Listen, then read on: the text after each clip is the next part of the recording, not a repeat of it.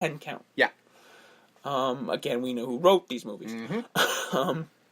Every time I knock you down, you don't get back up. He had that stuck on his wall. So he wins, Mm-hmm. of course. Yes.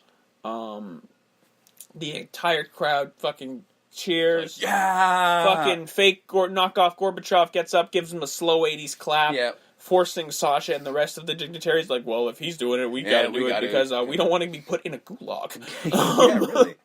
This man will have us killed. And then I love it. Rocky just gets super deep and super poetic. Just like, well, you know what? When I came out here, you didn't like me, and I didn't like you. And over the course of this fight, things changed.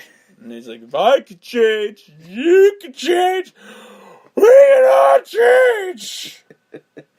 So Rocky's trying to fix the war. It's just like, thanks, Rock. So you fixed the Cold War. Can you get on cancer next? Because that one kind of sucks too. So let's get on. And then the Cold War was saved by Rocky Balboa. Yo, Adrian, we did it. You know, I think the bunch of Americans right. I don't think we should be fighting anymore. I agree. Yeah. He's right. What can I say? You know, he knows. Call up President Reagan. We'll fix this right now. I can't do a Reagan accent. I was gonna. Well, maybe you're right. You know. I think this is all pointless. Just cut to a meeting with Gorbachev and Reagan and fucking punchy old Rocky Balboa in the middle. Listen, you guys.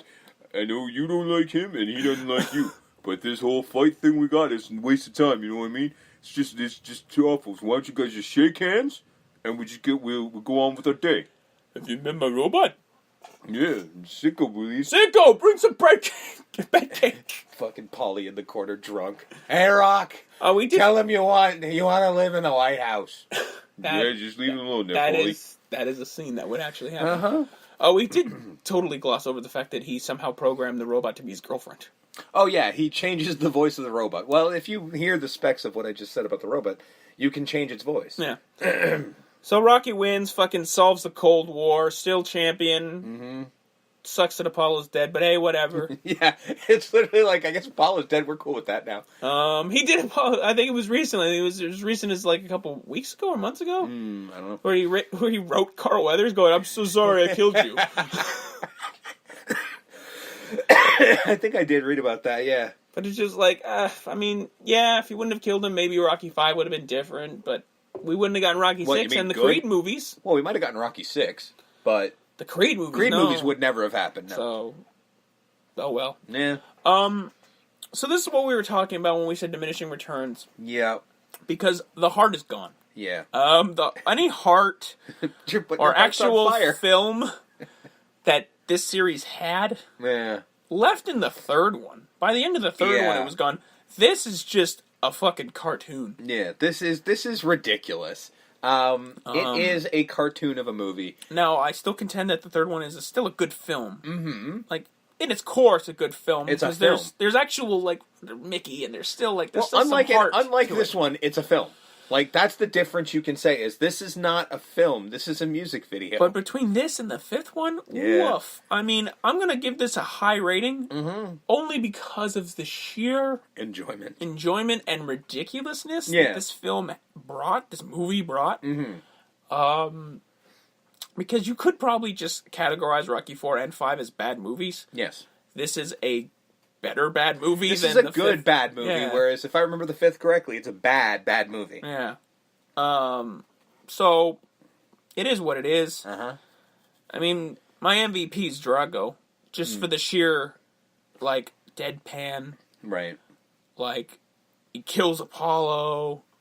He's infinitely quotable. Yeah. Right? Oh, absolutely, absolutely. If he dies, he dies. I'm going to break through the whole thing. And just his look. Yeah. Because it is impressive. Yeah. This, like, mountain of a man. Oh, he does look, again, he does actually, Mountain of a Man works because he does look insurmountable. He looks every bit the part. So he brings a presence.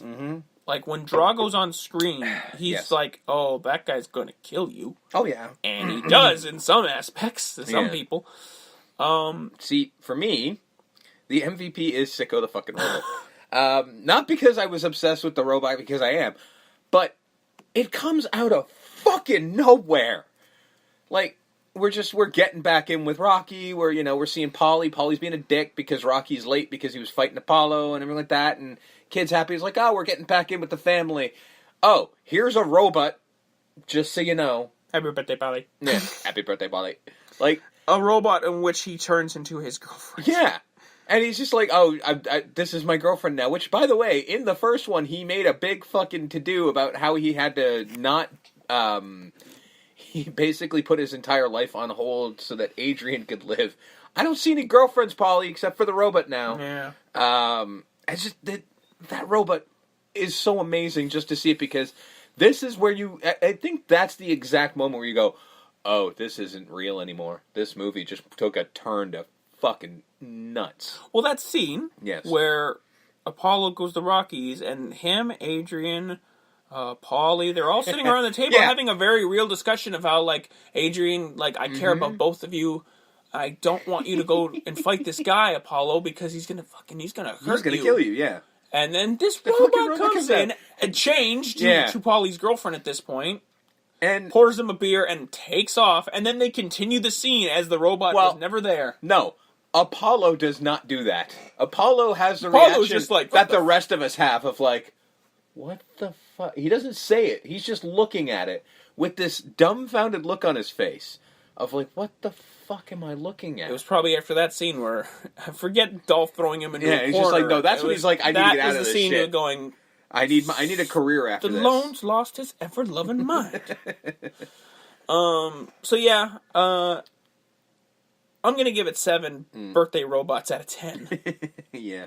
Because again, it's a higher rating. The rating is higher than it probably should be, but that's because of just the sheer ridiculousness that is this film. Yes. Because while it's not categorized as what would be assumed a good movie, it was an enjoying movie. And, I mean, there's precedent here because at the end of the day, I'm the guy that gave fucking Flash Gordon a 10 out of 10. True. So, sometimes the rating isn't up to quality. Sometimes the rating can be bumped up by just sheer entertainment. Dude, wait till we start with the Nightmare on Elm Street. Then I'll start making ridiculous claims. No. But I'm also giving this 7 bed cakes out of 10 just because, again, the same thing you said. Of like, it's not a bad movie. It's just fucking weird. It's a cartoon. It's fun. Like, you, at no point are you sitting there going, oh, God, just get it over with. Like, it's way too much fun for that. You're enjoying yourself, just when you think you're going to be out, montage. Yeah, exactly. It's just like, it doesn't waste time being a movie, and that's actually a compliment, if that makes sense, because I think if they actually tried to do something with what little they have here, it would actually be awful. But the fact that they just like, okay, let's just ramp up the crazy kind of made it enjoyable. And I've kind of noticed that my ratings so far have literally been 10, 9, 8, 7. I'm going right down. Well, it's been diminishing returns this whole time.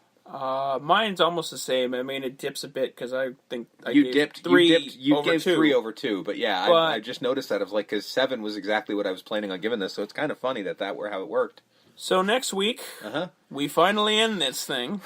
We bring this creaky train into a close. As Rocky creeps into his 3rd decade. Yep. As we go way back to November 16th, 1990. Ooh. So I was 8 years old. Woohoo! The fact that this franchise creeps into like 3 decades and then beyond afterwards. It technically creeps into 4 decades, dude. 5 if you count the Creed movies. Yeah. But it just, and I mean, we're talking about diminishing returns. Yeah. I mean, I think we've both been dreading this one, Rocky V. I think we're going to be more surprised by how not terrible it is just by how much. Hope. I do too, but how much we've been trashing it, and neither one of us seems to remember the movie. Because I certainly don't. I remember that the fight is not a boxing match. I'm remembering vague flashes of scenes. I only remember the boxing match, like the fight not being a boxing match, and complaining about it. And there being a Don King ripoff. Yes. Of a person in it. I remember that. But as far as plot or anything like that, I don't remember. So I'm hoping I've been shitting on this movie for far too long that I think I'm going to enjoy it. But I doubt it.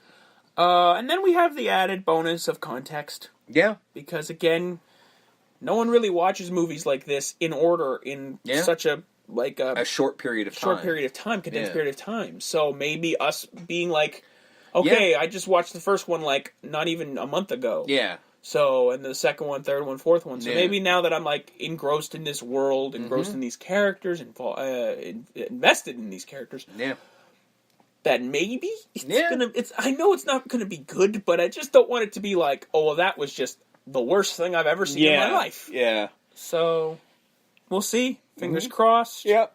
So next week we end things. We end Rocky Month with Rocky V. Yes. But until then, you were Steve. You're Justin. And we're way back and gone. Happy birthday, Polly.